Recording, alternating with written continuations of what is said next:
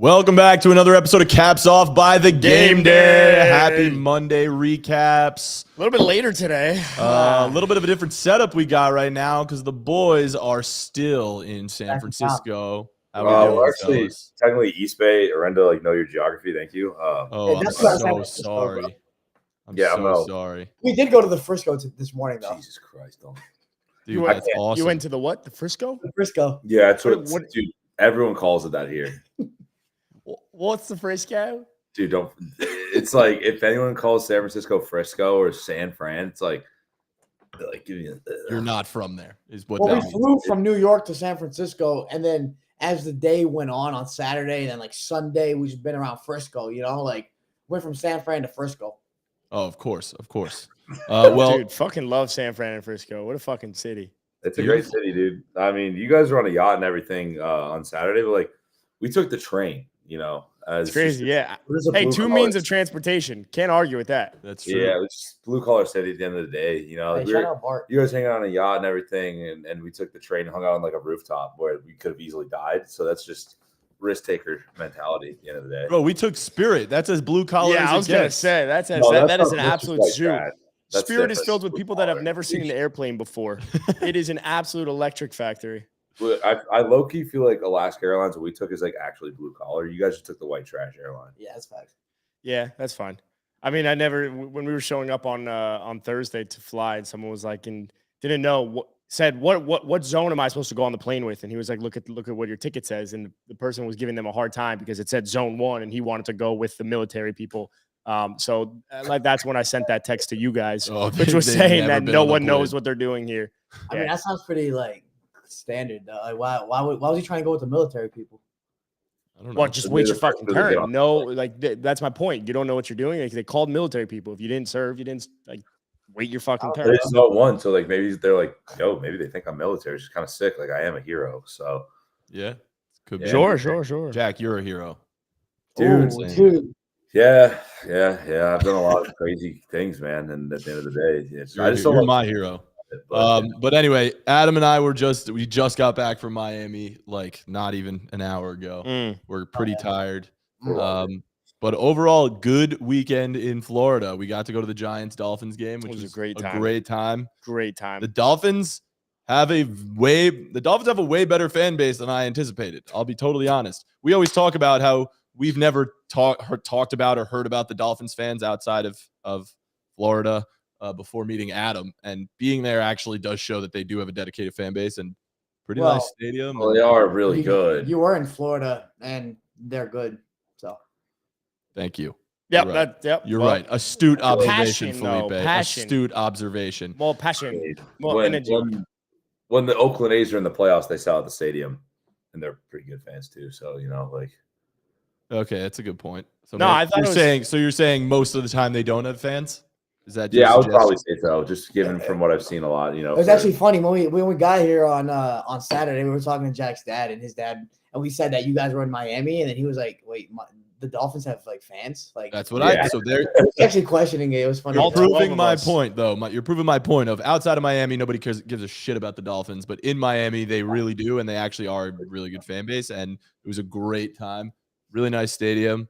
What do we do? By the way, we got there. We drove up on the Grand Prix track. Part of the parking lot is connected to the Grand Prix track. Yeah, so we're driving on one of the straightaways on the Grand Prix track. That was pretty cool.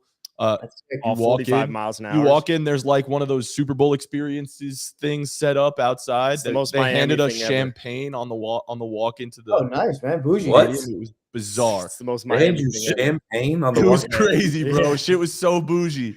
Bro, but then we went to the tailgates and talked to fans, and some of the guys were crazy. There was some dude who had Dan Marino tattooed. There was a fan from Slovakia who had not only Dan Marino tattooed on his leg, but he was tailgating with someone, and he had his face tattooed on his thigh. Like he had another super fan's face tattooed on him. So all of his entire leg, both legs were tattooed with Dolphins fans on his legs, and Dan Marino as well. So that was really cool to see. Also, when I asked him what was the craziest thing he would do to see a Super Bowl, he didn't actually say the answer, but he did confirm that he would allow a nuke to fall on Slovakia. So that was really dedicated to see that he'd be willing to move to Miami. So that was a big one. But yeah, it was fun. I don't know. The Dolphins fans, everyone was super passionate. Everyone was like, but then we tailgated with fun. Adam's family and friends, which was a good time. And then went into the game, sat. We had the like mezzanine club section, which was nice. Good seats along we were in the corner, Right. like you know where the corner is. Right where it was right where the tunnel. Yeah. First deck. Lower, Just like right above the first deck. You know what I mean? And then the Dolphins clapped the Giants, and every time. But you had a pick six. Congrats, dude. Every time the Dolphins crazy. sang the fight song, I have to say I was in more and more pain every time. It's elite though. They play twice when they score. Twice. Yeah, they by the way, they didn't tell us that. They play it every single score. So they score 6 on a touchdown, but then you have the point after attempt, and they play it again there. It's fucking OD. It's insane. Miami. They run it back right there. The greatest football team. Enough. So if Miami misses the extra point, though, it's only once. I think so. Correct. I think so. Absolutely. It's so stupid, bro. Every single score. Extra point. You just need to be reminded that it's a great fight song. That's it. You want to know the best part about it too? Matan was able to actually see dolphins when we were on the boat. That's what you know. That is true. We I did did see a see dolphin. Sick, I saw one dolphin who went like this. But it was a good time. We went live on TikTok. I know you guys did too, but when we went live on TikTok, there were like hundreds of people watching. We actually had people come meet us in the section. Someone hopped in the live and said, "What section are you in?" Came to see us while we were in the middle of a live, which was really cool. But a ton of like people just interacting with us, which was a cool moment. And then the Danny Dimes, the Tua INT, the pick six, which was crazy. That happened on live. That was also pretty big. But yeah, the Dolphins, we got some food and got some beer, blew the fucking wheels off of them. Devin A-Chain is the next coming of Chris Johnson, so that's pretty cool. Oh, he's actually him. I saw you tweet something about his knee though. Is he okay? When I spoke to him yesterday, he said he was okay, but reports came out this morning, obviously, that it was a knee injury. So, I'm saying, like, let's go with the knee, though. I didn't know he got hurt. I mean, I was supposed to be meeting with him after this to find out. He got hurt at one point during the game, and he was hobbling off the field, but then he finished the game and still played really well. They said it's like it looks like MCL. So Mike McDaniel didn't seem too serious when he talked about it. He was making jokes as he normally does. But, dude, the Dolphins right now, that offense, I mean, I said it 2 weeks ago, and they were the greatest show on turf or the next greatest show on turf. I'd say now they're the greatest show on surf. And, they have surpassed them for most yards through 5 games. So, did you guys get to watch any of that game? Yeah, we watched a little bit. We watched a little. Yeah, we saw Tua's pick six. We were watching Red Zone. Well, look, I'll tell you what. Tua's 2 interceptions definitely prepped me for what I got from Dak Prescott later in the night. So yeah. I know we'll get there later, but one was Tua's fault and the other was the tip ball fault. But we'll get to Dak. Yeah, we'll get there momentarily. Yeah, I'm curious. But it was a good time. It was a good time. I feel like elite quarterbacks wouldn't make have multiple interceptions in a game though, or even honestly one in the season. That's actually good. That's what my opinion is. That's a good point. Don't turn the ball over. Maybe there's one quarterback. We saw him yesterday. He didn't. Brock Purdy. Yeah. He we're gonna get there though. Year. But off of your point though, I mean, Giants, Dolphins. We were watching Red Zone. We saw some of them, some of the highlights. And, they didn't really show that game very much. Obviously. Probably smart. But I will say the Dolphins, man, the offense is the best in the league for sure. We just scored 42 without Christian McCaffrey playing well. That's fine. It's crazy too. We were talking about Devon Achane. He now has the second most rushing yards in the NFL and has 35 less attempts than Christian McCaffrey. It's McCaffrey, then Achane, and he has 35 less attempts, and it's like by 40 yards. It's insane. No, I mean they're moving at a different pace, bro. I feel like we see this type of offense once every now and then. And the last one I remember that was moving at this kind of rate was the Broncos in 2013. And then, of course, you had like the 2007 Patriots, but they weren't even this fluid. So, I mean, the Rams probably before that, which was before our time, really. Well, you had that Rams team that made it to the Super Bowl. That team was 2018, 19. They were great. They were nice. But, man, it's the Dolphins are fun to watch, bro. I'll give you that. I mean, we bring up the greatest show on turf, and they had the previous record for the most yards through the first 5 games, and the Dolphins have now surpassed that. Yeah. The Dolphins are averaging 509 yards per game, and the next closest is 403. And it's absolutely insane. And it was a bad game technically yesterday. They took the foot off the gas. I think it's crazy. I think for me, what makes it fun to watch is just they're so fluid. It's so easy. every play it feels like you can see them having fun. Like Tyreek Hill, like if he doesn't break a 70-yard, like he catches it and let's say he goes for like 15, he's like mad he didn't break it for like 80. You know what I mean? Or say whatever it is. They're just playing with so much fun and they're fluid as hell. Like it's just so easy for them. Yeah. It was a good time, man. I mean, I was in my element. I was happy to hear that others were making dolphin noises with me. So it was a great time. And let's do it again sometime. Yeah, and I also went in with the preparation for the Giants to get smoked, so I wasn't so disappointed. When I go in mentally prepared like that, doesn't feel like. But such you a had some letdown. moments. You had some moments. You had 3 turnovers. There was some moments. Yeah, I'm glad. Look, I got to see a touchdown in person this year. Finally, dude, my second game. Still haven't seen an offensive touchdown, but it's my second Giants game this year, and I saw points this time. Did the Giants not score an offensive touchdown? No, I haven't seen one in person. I've been to 2 games this year. Crazy. Yesterday they did not. They only scored 10 points, and I don't know if you know this, but that pick 6, that was the first half touchdown for the Giants this season. I'm aware. I'm fully aware. The Giants suck, bro. It's so embarrassing. I actually saw. Dude, ESPN should rank them 32nd in the league, dead last. I was about to say I saw Giants ESPN rankings, and they're the worst team in the NFL. The Giants are not the worst. Who do you think is worse than the Giants? The New England Patriots. You think the Patriots? I think the Patriots are worse than the Giants. Yeah, because the Giants have played fucking hard teams. Also, that's true. Giants. Hey, don't forget though. Sunday Night Football in Buffalo, game of the week next week. Giants at Bills. Let's fucking go! Mark your calendars.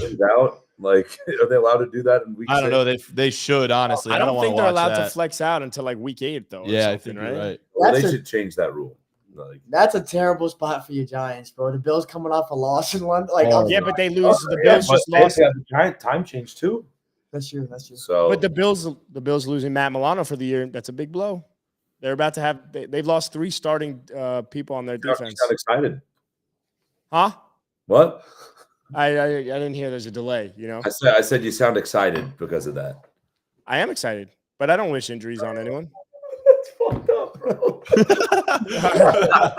He backed you into a corner there to just say that. I don't wish injuries upon anyone, but it just that almost ended Tua's fucking career. Bro, last season over. Last week when Tre'Davious White got hurt, you're like, dude, Tre'Davious White's hurt. He's hurt. Like, I didn't. That's literally not at all. I said I would never wish Tre'Davious White. I would never wish an injury upon anyone. I was definitely not rooting on Tre'Davious White. You were not pumped. No, I was not.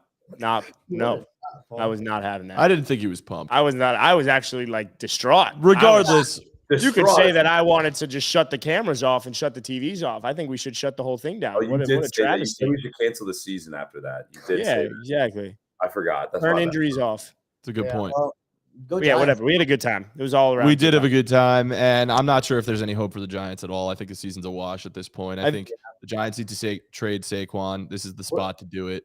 Get some other pieces on your team. What do you? The offensive line is just so fucking. The offensive line is so bad. Trade for either like offensive lineman or fucking star wide receiver or something. It's not Daniel's fault. I saw something earlier today. It was like the most pressures ever allowed by an offensive line in a season is 212 or something like that. And the Giants are on pace for 326 total pressures. Let's go. Record-breaking team. We're a record-breaking team, my guy. That's why. You forget. 10 more. Bro. Dude, hell yeah. Matan, just quickly, what do you think is like the number one thing you learned in your weekend in Miami? That Adam's dads are, in fact, gay. Nice. He was not lying. He wasn't making that up. He does, in fact, have 2 dads. Shout out to gays. Great dudes. Honestly, love them both. Great guys. Super gay. Man. So we had a similar weekend then, because like we're in San Fran, you know what I'm saying? Like the Frisco. Actually. Yeah. All right, let's talk about your weekend. Tell us about your time going to the Cowboys Niners game. Well, I mean, the weekend. What you asked about the weekend? The weekend was fun. Saturday, you know, we were in the Frisco. Definitely like overlooking the Golden Gate Bridge and stuff. You know, doing like Frisco things. And went around, went to some Frisco bars, you know, drank some beers and shit. Some tecates, Frisco, bro. You gotta lean into the Mexicano culture, you know. And Modelo. And then we went to the game. Now the game was fantastic, you know. The game was absolutely fantastic. It was great to see Brock Purdy cooking. You should see his stats actually between 20 and no 10 to 19 intermediate. In between 10 to 19 yards. Brock Purdy, perfect passer rating on the season. It was great to see him continue that wonderful streak this past game. And man, a huge day to be a football fan, man. It was great to watch beautiful football yesterday. All right, let's fucking go, man. Way to be. What a game. Jack, talk us through your experience, my guy. Well, for me, dude, like as a 49ers fan, it's just like it sucked yesterday. Because I know, like, that since we beat the Cowboys in the regular season, we're so fucked in the playoffs once it comes, man. That's what he's been saying this whole time is that, the Cowboys were purposely trying to lose this game. Right. So the Niners would lose in the playoffs to them this year. And what Felipe says is the Bible, right? So that has to be right. Yeah, unless Trey Wingo says all know sure. Felipe. Right. Well, actually, no. On Thursday when we made this prediction, and I just said the Niners were way better than us, I did caveat at the end saying that the loser of this game will win in the playoffs. So clip that. You would think though, heading into today, I would totally use that, but like we lost by so bad that like that theory doesn't even matter anymore. It's just like if we see our only hope against the Niners is if they go through 25 injuries to their starters, because there's no way we're gonna beat them in the playoffs. Probably can't beat a team like Philly either at this point. So yeah, pretty bad loss for Dallas, and the city's in shambles. Dude, I think I lost my voice because after the Niners score a first down, they're like, and that's a Niners first down. It was you like There's so many. Bro, at one point I turned to him like, dude, I'm tired of doing this. Like, I was like, I can't be doing this anymore. It's you hear my voice, it's shock. And that I'm yelling on defense, man. Really, I'm part of the team at that point. It was pretty great stuff, man. But actually, I feel like the coolest thing actually that happened yesterday, though, is we as soon as we get into the stadium, we're like walking on the concourse, going to our seats. These Australian dudes come up to us like, hey, mate, you the one with the podcast? And we're like, yeah. We're from Australia. We watch you guys all the time. Big fans, mate. And we're like, fuck yeah, dude. Like, shout out Australia. Australia. All right. That's unreal.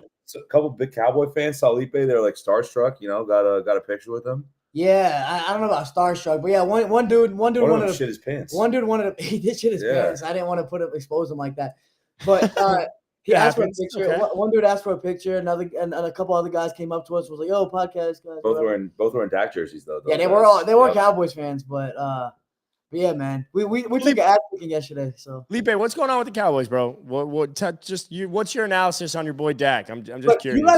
Y'all gotta be honest right here, because I said on Thursday that the Niners are better on every aspect. I also said the Cowboys are horrible, and I just didn't think it was this bad though. I predicted us to lose. I thought we would lose by a reasonable amount.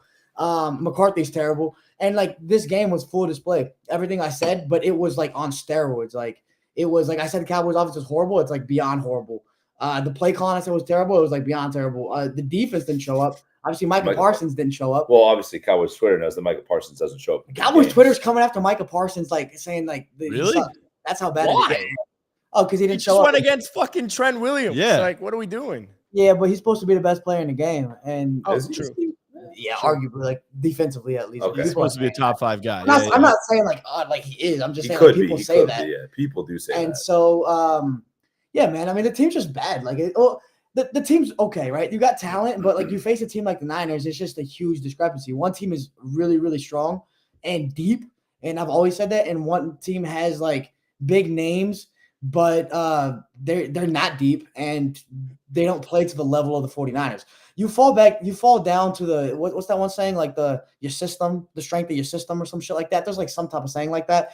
Whereas I know Matan knows what I'm talking about. Matan, you got me? I know what you're getting at, but I don't know what it is. I was hoping Adam, Mr. Sayings, you're only as good you're only as good as the sum of your parts, or whatever that's saying. No, that's not it. That's not it. But you whatever. Keep going. Yeah. Some about you fall down to your system. So if everything sucks, if your system's okay, you're gonna be all right still. And so everything sucks. So the Niners have a system, and you saw that Shanahan, amazing offensive mind. Obviously, that offense was fucking humming. The trick plays they scored on George Kittle, 3 touchdowns, stuff like that. I mean, doing stuff that Miami's doing as well, and we saw that earlier. But obviously, the Cowboys don't have any type of creativity. They can't do what the Niners do. So when you mix that with guys who just can't overcome bad coaching, particularly Dak Prescott, which we have to be real about at this point. I have to be real about y'all been shitting on him. But we just can't overcome bad coaching at this point. and you would hope that a great quarterback could. So everything just fell apart. So the Cowboys, realistically, they're probably a wild card team, and unless some tragic shit happens to the Niners and the Eagles, they're probably not making it far. Ooh. Wow. Sorry, Put man. this Niners game aside. What do the Cowboys need to do then for the rest of the season to make it far? Fired McCarthy. Yeah, I just don't think that's gonna. I think it's a lose-lose because you could say fire McCarthy, but firing McCarthy won't do anything because you need an offensive mind. You need a Shanahan, a McVay, a McDaniel. You need one of those guys to come in, like who Kellen Moore wasn't. They got Kellen Moore because they thought he was that guy, and he wasn't that guy, so they let him go. So you need one of those guys. By firing McCarthy, somebody's not just walking through that door. So you're not going to get any better. Maybe you get a little bit better, but you're not going to get that. Yeah, well, Bieniemy's in Washington now, so that's a wash. But he's offensive coordinator. Yeah, look, I don't know, bro. So what the Cowboys need to do is just keep being okay and just hope that everybody gets hurt in your conference, and maybe you can make a Super Bowl run. Who's your OC? That's the case. Our OC, Schottenheimer. Is he even worth because again, it's hard for me. Like you could obviously give a better analysis on it, but watching the game, and you've consistently said that if CeeDee Lamb, who's arguably your best playmaker outside of Tony Pollard, is only going to have 4 receptions in each of the last 4 games, to me, you're not getting the ball in your best player's hands. And I keep looking at Mike McCarthy. You know how many yards Brandon Cooks has in 5 weeks? Not enough. 43, bro. No way. It's crazy. But there's been opportunities, I feel like. Mike McCarthy, first off, CeeDee Lamb has 15 targets in 3 games total. It's crazy. That's crazy. You should be getting that per game. They don't know how to get it to CeeDee Lamb. They don't know how to get it to Brandon Cooks. They don't know how to get it to, obviously, Tony Pollard. He had 29 total yards yesterday. They're rushing yards. I think he had 6 receiving yards, maybe. I don't know. And then Turpin, who's another weapon, don't know how to use him. You draft a Deuce Vaughn, who's a utility piece that you could go crazy. McDaniel would use them like crazy. Shanahan will use them like crazy. All he does is on kick return. And they can't use any of these guys. So, I mean, the offense is a clear problem.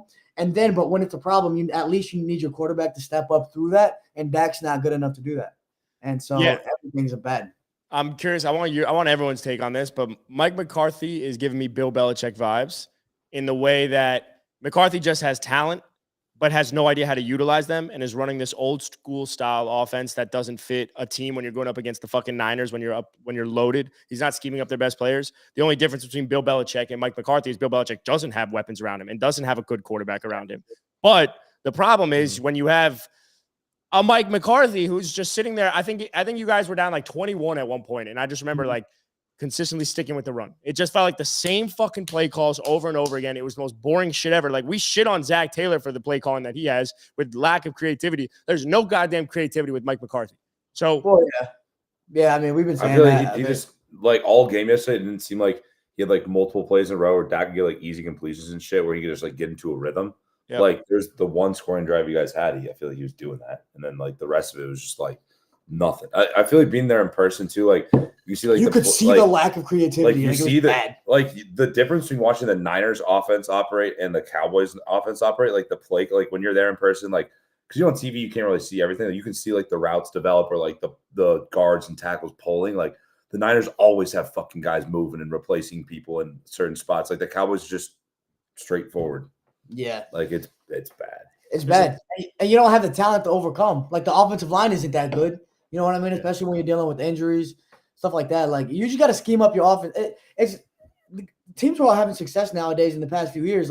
It's these offensive minds that are the new breed, these younger coaches who know what they're doing offensively. Bingo. You see it with Miami. You see it with San Francisco. San Francisco they've been look at Detroit for the past years. Yeah, exactly. And the Dallas is far from that. So, I don't know if you solved that. I mean, I'm looking at some of the comments on YouTube even right now. We have it up on the screen, and some people are talking about when is it Trey Lance's time in Dallas? Does Dallas trade away Dak Prescott? Dak Prescott's not the problem in Dallas. Is that safe to say? I'm not saying he's the solution, but I don't think he is the pinpointed person to put blame on. Yeah, I don't think he's not close to the problem, but at some point, it's just you get tired of pointing the finger at the head coach, and then you move elsewhere. So it comes to Dak at some point. Like I said, you want your quarterback to overcome a system like this, but Dak Prescott played a horrible game yesterday. You watched that game on primetime, and you're okay, this is the worst game of the year. Well, that performance by Dak Prescott was still a better QBR than 3 of Joe Burrow's games this year. Nah, I not pulled that one out. But that's all to say that, like, It's we're not hearing this shit about Joe Burrow. We're hearing about the system's bad. All this type of stuff's bad. It's the same thing with the Cowboys. So let's call a spade, Adam. Okay. And proof is in the pudding. The proof's in the pudding. Yeah. You can't put everything on the quarterback. Yes, you want to see him, overcome that. I think Dak has gotten worse ever since the injury. I think that's like fair to say when he had that like brutal leg injury. Before that, when he was on pace to throw for like 6,000 yards, he was running a lot more. He was a lot more mobile. He seems a lot more hesitant nowadays. At least like even like yesterday, just holding on to the ball too long, taking sacks he shouldn't take. But that just shows you that he doesn't trust the offense. He has no type of chemistry with McCarthy.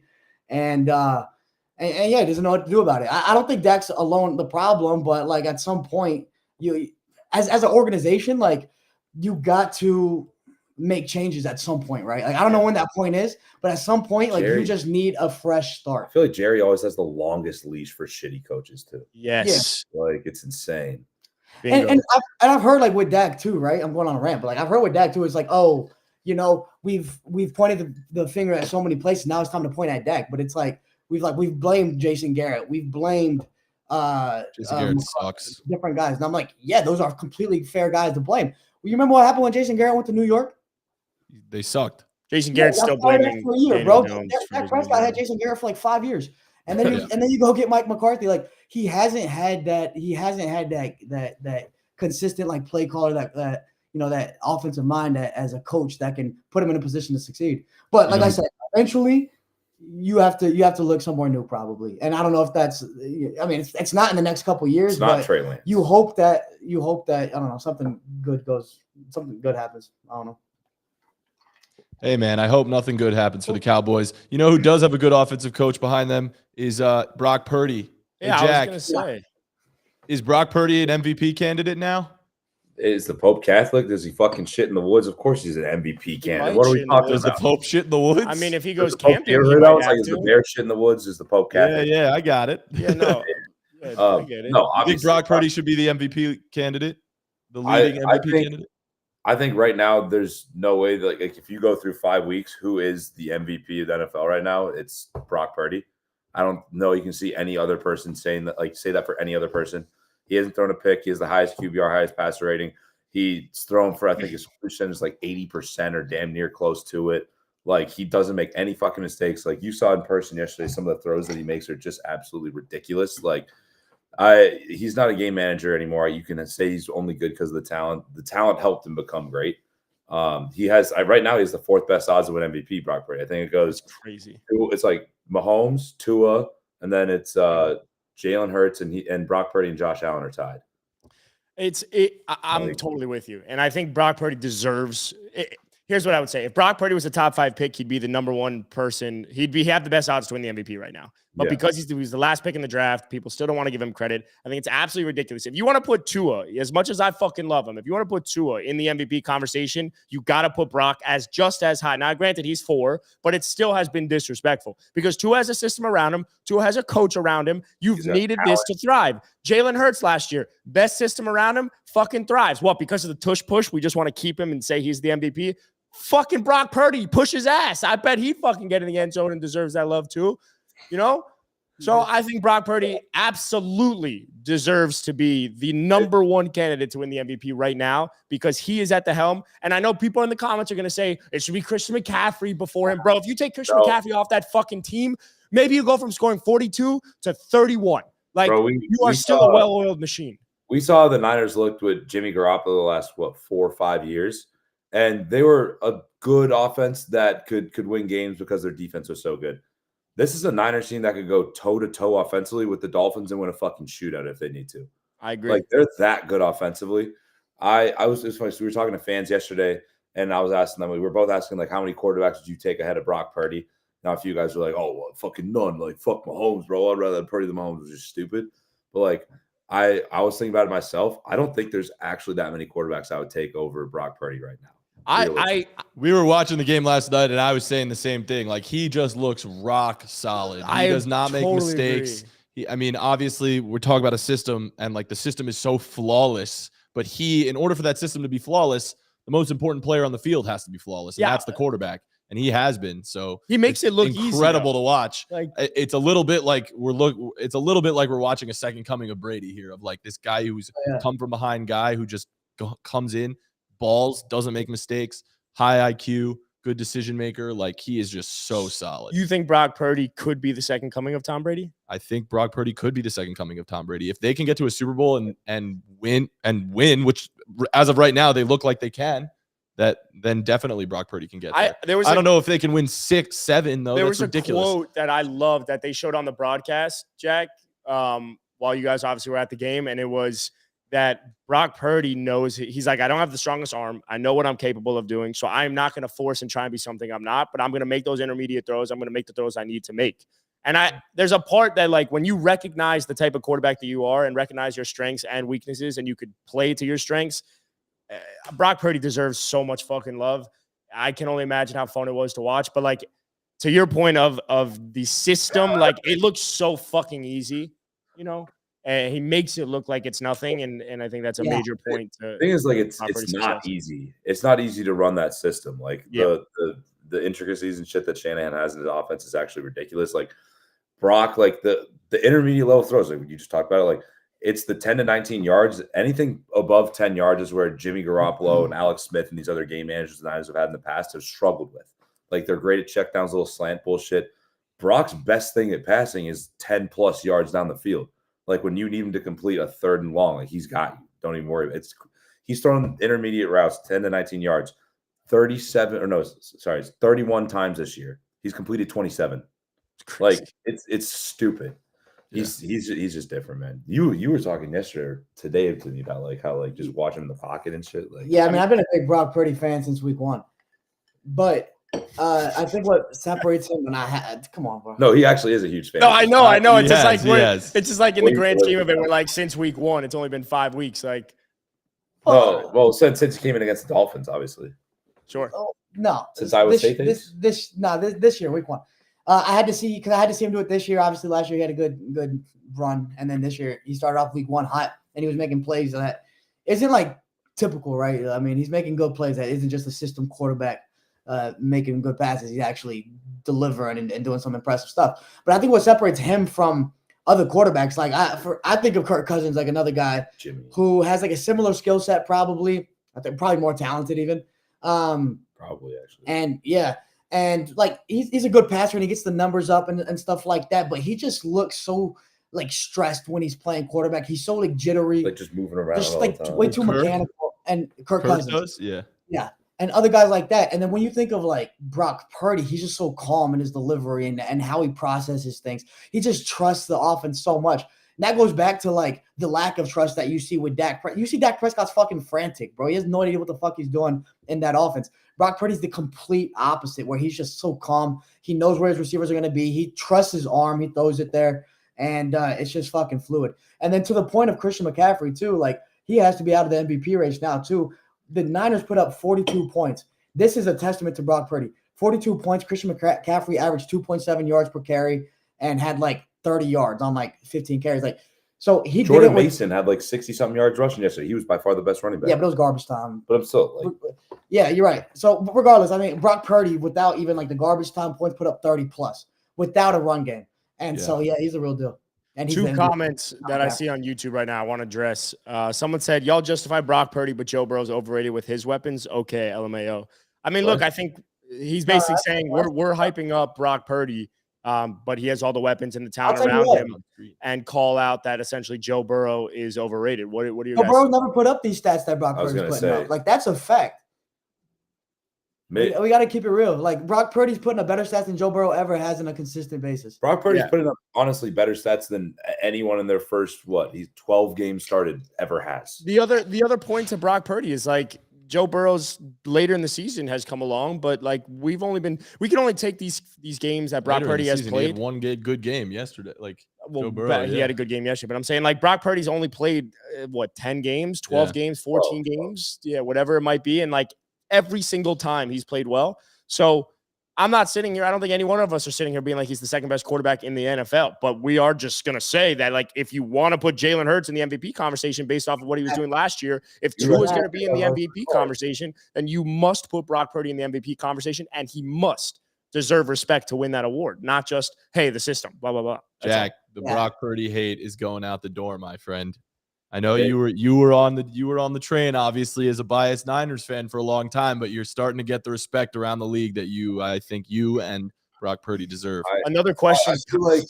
I feel like I do deserve this respect. You do. You do. It's nice to feel it. Like, I mean, I've seen tweets like, Emmanuel Acho called me the other day, like actually yesterday or 2 days ago. He's like, bro, like, don't worry, you're gonna get your retweet packed after this game. I'm like, thank you, bro. I appreciate that. Like Tom Brady also, he shot me a text, man. Like after yesterday, he's like, yo, man, good shit. Like, I'm happy for you. Like, not even for the Niners. That was really LeBron cool. James tweeted about you, right? He did. He said, Jack_Prody, man, your boy looks fucking great. Respect to Jack Prody on calling that one. Kyler Saunders on YouTube said, so who in the league is a clear-cut, toe-to-toe team that can really test San Francisco? So I'm curious, what team can contest with San Francisco right now?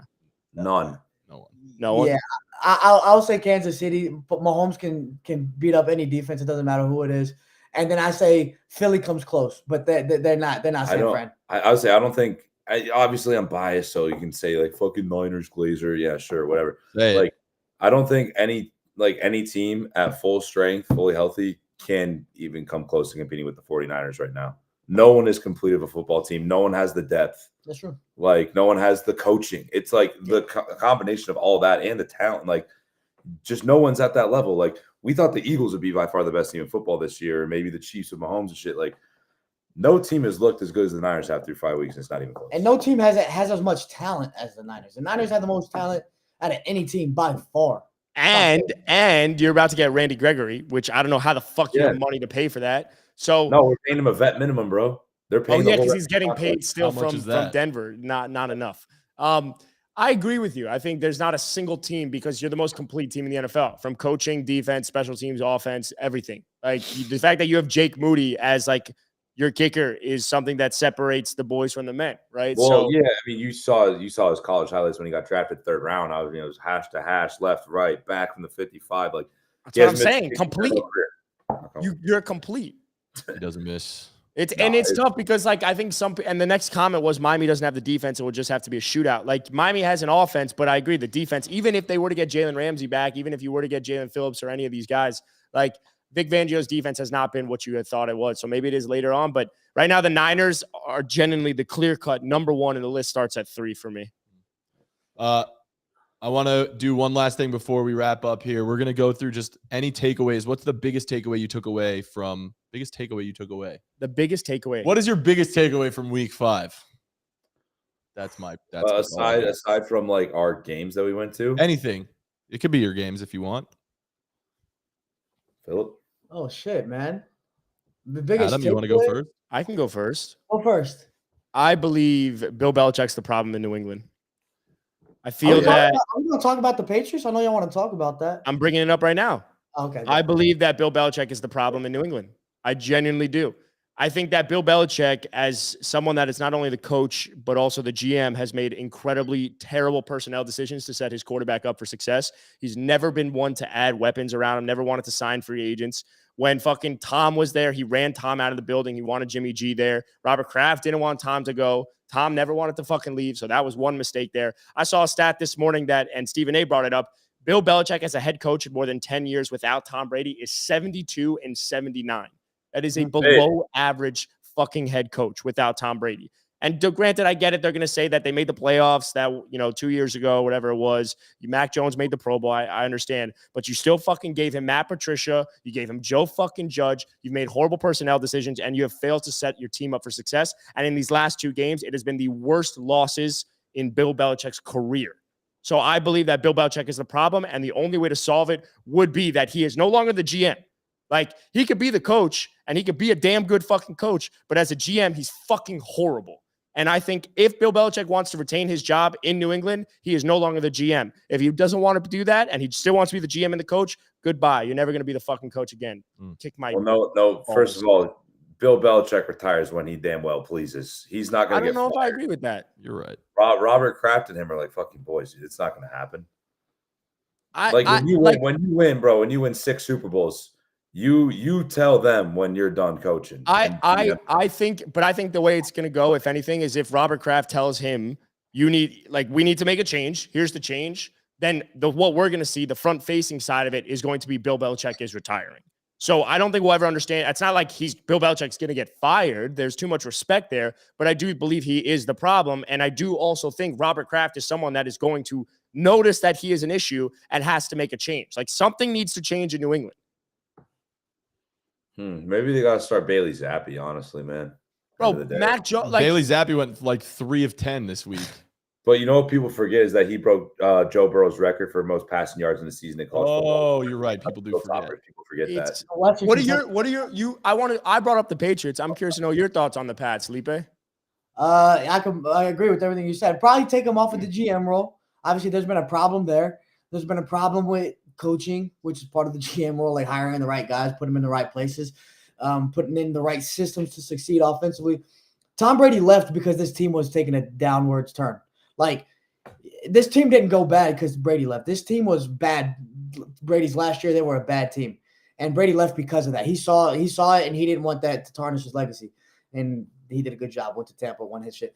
But the Patriots have been on a downward spiral. And, yeah, Belichick's been, as far as, like, the GM goes, it's been bad. He's been bad for a while. And not just, like, player personnel, because that offense has literally no talent, but also coaching and systems, specifically offensively, because defensively they've always been good. They always will be good.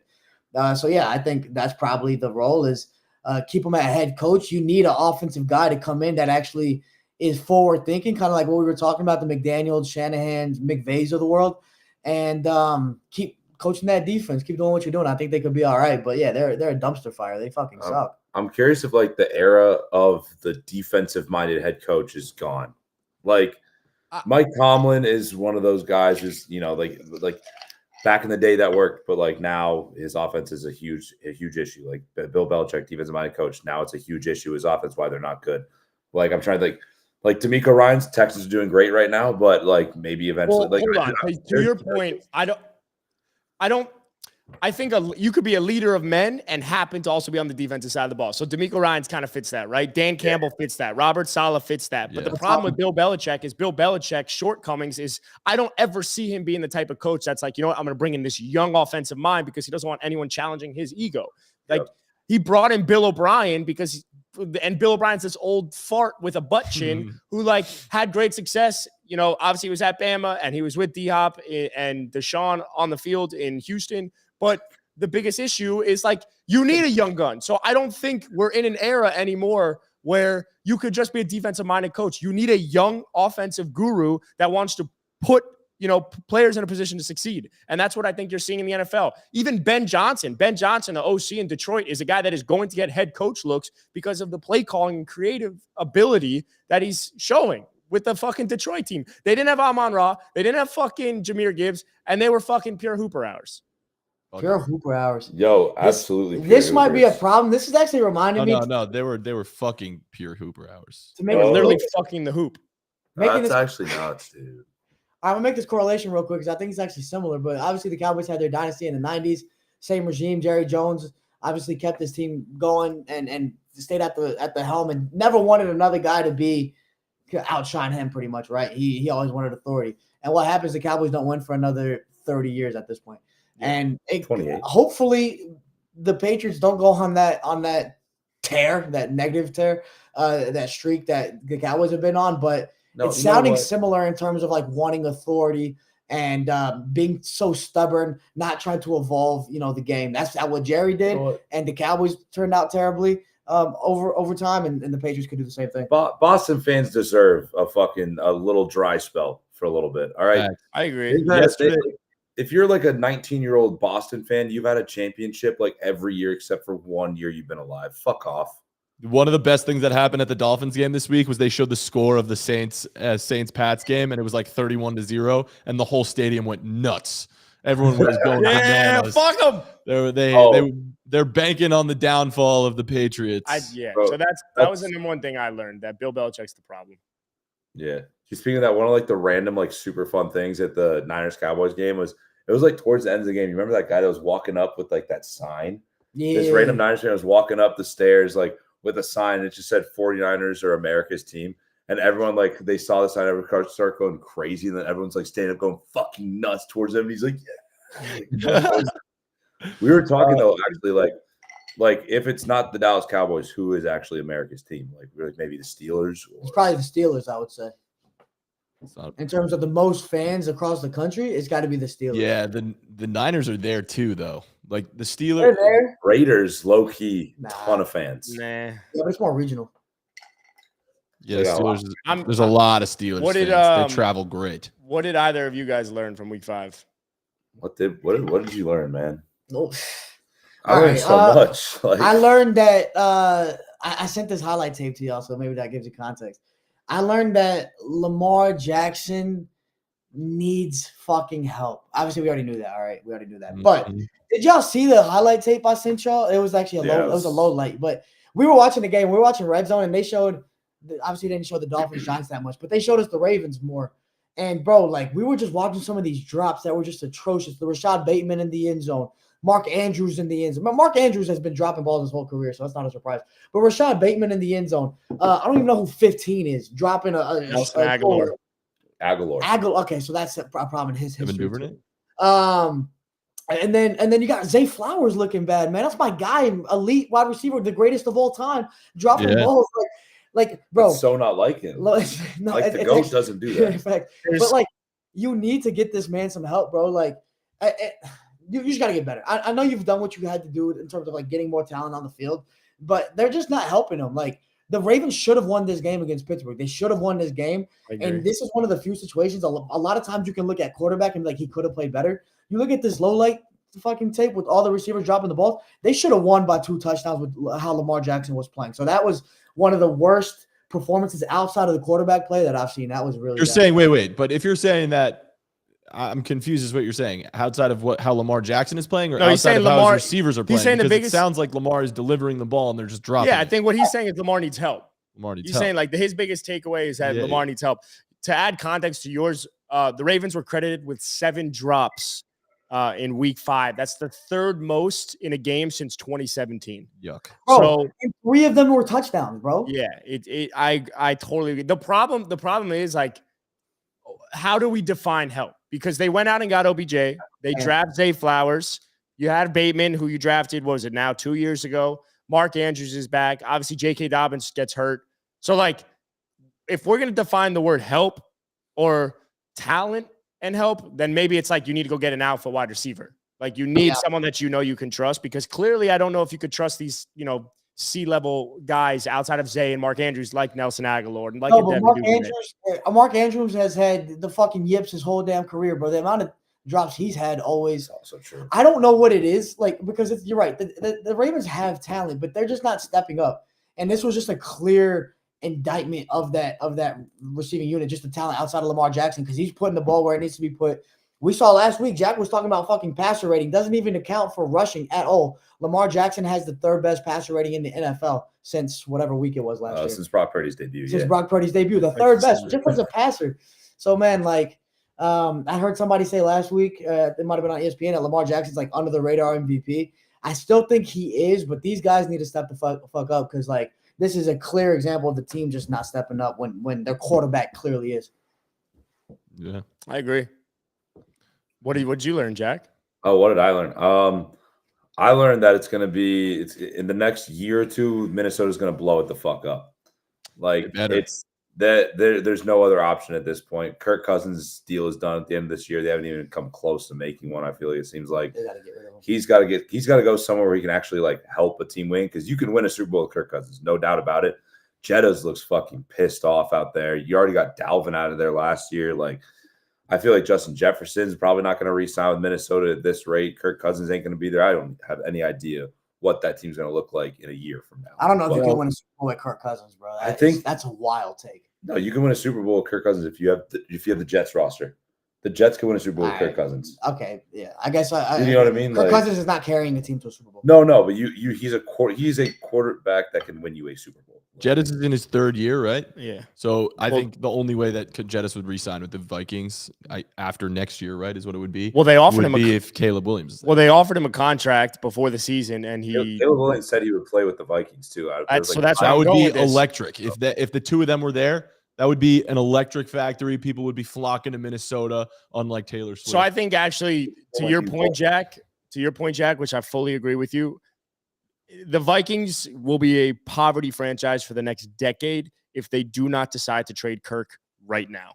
I strongly believe that, because this quarterback class that we have right now is going to be one of the best in the last 5 years. And the fact that you have Jettis in his prime and you could set Jettis up with that contract with a Caleb Williams, a Drake May, a potential Shedeur Sanders, like anyone that you could add around, like you have to go do this right now. So you said obviously in the next year or two. I actually think like they need to do it right now. The Minnesota Vikings need to blow it up right now if they want Jettis to stay. Because now you can go get Caleb. You're in a great position. Caleb will go play, sell your assets away, go trade Kirk away, go do anything. Your defense isn't ready to perform. We always talk about teams that can like move up very, very quickly, right? Like Jags like had some weapons around them. They had some pieces. They get Trevor Lawrence. Obviously, they need the right coach, and then they ascend. Like you get Caleb Williams into that Vikings uniform, that team can go from being this 1-4 team or whatever they are right back to being in the playoffs and winning that division. Yeah, I mean, the hard part of that is I think you have to basically convince Jettas, like, hey, this is what our game plan. You have to like really spell it out for him, because like that dude's a competitor, man. He doesn't want to lose. He won a fucking college national championship at LSU. Like he's a competitor. He's a gamer. Like I just don't see him trying to buy into that system. And I feel like the Vikings, like for some reason, it seems like they don't care that they're not doing well right now. Like they're like going to just stick with what they're doing. Like, hey, it's worked. We went to the playoffs last year. Weird shit. I don't know. They do. If they're going to blow it up, they need to blow it up right now. I agree. Get the fuck out. Like, not that Kirk is the problem, but just really tank and start over. Kirk's not the problem, but he's not the solution. Yeah, I don't know. I mean, if you get Caleb Williams, you're going to be just as bad next year as you are this year if you don't improve on defense. I don't agree. You're going to have a quarterback on a rookie deal. You can go add pieces. That's true. That's a good point. Good point about the cap. Didn't think of the cap. What did I learn? Yeah. I learned that Jamar Chase was right, that he is always open. He's always fucking open. He was always fucking open. Oh, and he actually fucking dominated for me in fantasy finally. I spent $70 on him in an auction draft out of my $200 budget. Hey. And fucking finally he put up the game that I needed him to. Scare money don't make Bro, honestly, I'm happy for you, man, because I was actually worried about your fantasy team, especially because the auction first year. Thank How that you. was going with Jamar, man. Thank you. Thank you. bro. I bought high on him, and I had Mike Evans on a buy, and I had Tyler Lockett on a buy, and I had fucking also the Kenneth Walker on a buy. KW9. Three of my top guys. Jamar Chase put up 45 points, maybe even 50 points. You know what life's about, Matan? Overcoming W's. adversity, bro. Congrats. That's a fucking dub, bro. Thank you. Are the Bengals back? Thank you. Yeah, no. Whoa. No, Hold on. Hold on. Jack says yes. Explain. I like the Bengals. They played well this week. They're back, in my opinion, for sure. Dude, and also Zach Wilson, you're sold also after 1 week, right? So now, bro, actually, I didn't watch a fucking. Didn't he play well? I already balled that. he was so No. fine. He was no. he was bad. He did not look great. The Jets They won that won. game because of Breece Hall. Yeah. Breece Hall looked like one of the best running backs in the NFL. They unleashed him. He had over 20 touches. The Jets won that game because of Breece Hall. Sorry, I didn't mean to shift games. My point is, I wouldn't necessarily just be sold after 1 week. Yeah, I feel you. is my Felipe, what point. about you? Are the Bengals back? Nah, man, they're 1-4. Are you fucking kidding me? Two, No. They're- 2 and No, I don't 3. think- 2 and 3. 2 and 3. 2 and 3. Oh, they're 2-3. Oh man, Yeah, that's not bad, bro. yeah. Damn, 2 and 3, they're back, bro. They're Super Bowl contenders. My bad. But Joe Good looks point. good. Joe, that was the most mobile he's looked this entire watch He season. definitely game. did look healthier. You didn't see the I game watched yet. that game, but I mean, the fact that Jamar went for 3 touchdowns and 200 or whatever it was, and It's pretty good. the offense is clicking obviously against the Cardinals. So make of that what you will.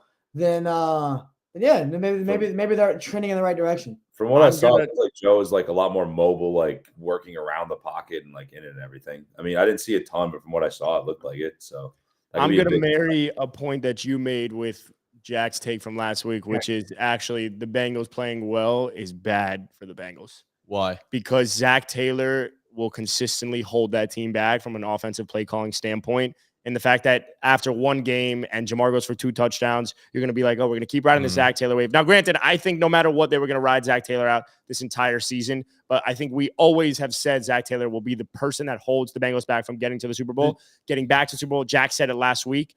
Now, I'm not saying like the Bengals, they obviously have Super Bowl aspirations. So it's really hard to say like they should just lose and then see how badly Zach Taylor really is for that team. But it's one of these situations where like I don't see them as their offense is constructed right now getting back to the Super Bowl with Zach Taylor calling plays. The difference is that Zach Taylor did take them to the Super Bowl already. So like we know that he has the capability to be a good coach. I'm just saying he was there, right? Yeah, it's just like it made that so like so hard. And they were a good offense that year, even whatever you might say, they were still good enough to make it to the Super Bowl. So like they also like Felipe was mentioned earlier, like Joe Burrow is a quarterback that can succeed despite the challenges in the system. I'm not sure he's never done it. Dude, he just made a Super Bowl. Like pretty. Yeah, He's suggesting though that Zach Taylor was a bad coach already, and that Joe Burrow was successful. But here's the difference between he's already been and now is that this is year 3 of the same system. In year 1, we didn't know how to fucking guard Jamar. We didn't know what to do with Tyler Boyd and Diego. You still had Joe Mixon. You had fucking other pieces. Now we're in year 3. What the fuck? It's the same shit over and over again. So I don't like Zach may have taken them there, but Zach's not going to be the person to take them there again. All right. Yeah, I can see that. It's like remember the Packers when they had McCarthy and Aaron Rodgers? Like they were always a good team, but they can never get over the hump. And you never were that scared of them. And then they fired McCarthy. LaFleur comes in, and they're the best team in the NFC automatically. Yeah. Dude wins back-to-back MVPs. It's what you need in Dallas. It's what you need in Cincy. Bring LaFleur to the Cowboys. Yeah. All right, I want to wrap up here in a second. Real quick, what are your predictions for Monday Night Football? We got Packers at Raiders. Aaron Jones is out. Fucked my fantasy team. Same here. Fuck him. I'm gonna take the Packers just because like I can never see the Raiders winning anything, so I'm just gonna go with the Packers. Shout out Jordan Love. That's my dog. Yeah, I thank God we can't gamble out in California because I would probably end up betting on the Raiders again in prime time, which I can't do. I can't do that anymore. Don't do that. Not in prime time. I'm going to say the Packers because I just don't believe the Raiders can win in prime time. They just are too bad. So fair. What do you know? You're not concerned with the secondary of the Packers, considering it's Devontae Adams' revenge game? There is Devontae Adams' revenge game happening. I think he might be a first touchdown scorer because of that. But love it. Is there an action video being made over that? No, didn't work today. So sure. Yeah, I don't know how you don't go with the Packers. I mean, they're the better team. The one fear I have is if the Raiders beat the Steelers on that Monday night game, I would have said the Raiders 100% lose. But because now the Raiders have already lost a primetime game, whether it was Sunday night or Monday night, whatever it might have been, it does worry me a bit. But the Packers are the better team. No Aaron Jones, though. If you need a sleeper, Patrick Taylor. Who? Shout out. Who? Patrick Taylor. I've been following him since Pee Wee, bro. He's a baller for sure. LFA. Shout out. Shout out. All right, boys. I gotta pee real bad, so we're gonna wrap up here. Thanks for listening to the Caps Off podcast. Enjoy your flight home, fellas. Safe travels. See you tomorrow, I guess. So much. I love Red Eyes. I know you. I'm so excited for you. I'm jealous, bro. Felipe have the best night's sleep. Is gonna be super tired, but we will be live at 10:30 in the morning for a fantasy recaps episode. So if you have fantasy questions, make sure to tune into that at 10:30 a.m. Felipe's fantasy. Shout out. Hell yeah, bro. All right. Don't sleep. Don't sleep. All right. Thanks for listening to the Caps Off podcast. We'll see you next time. Peace. Bye.